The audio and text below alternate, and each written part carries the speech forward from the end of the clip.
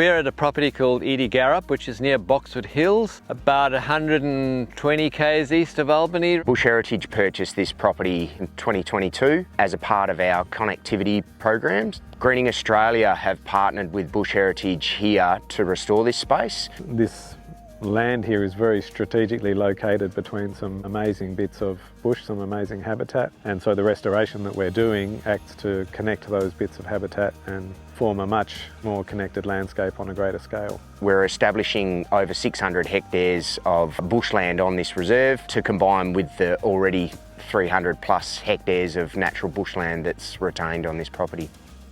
Prior to colonisation and clearing of this area for farmland, this area was just pristine bushland.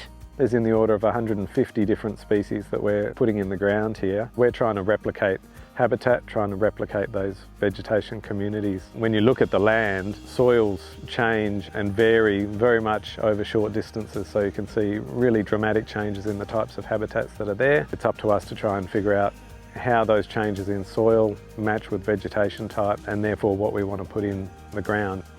And so what we've got is a bunch of species that occur in this area, and we're direct seeding. All these lines have already been direct seeded with a number of different species, and then we're coming in with extra seedlings of mostly proteaceous species, a lot of hectares, and a bunch of Banksia species as well. Important species for restoration. They are good for these soils, and they're also important as food sources for a number of species, including black cockatoos. We are using carbon sequestration not only as an outcome in its own right, but also a mechanism to fund biodiversity outcomes. So this project is registered with the Clean Energy Regulator and will create carbon credits. We will be measuring how we're performing for biodiversity and measuring how our restoration is performing. It's been a wonderful journey to be a part of that, along with the Noongar people, who were the first people connected to country.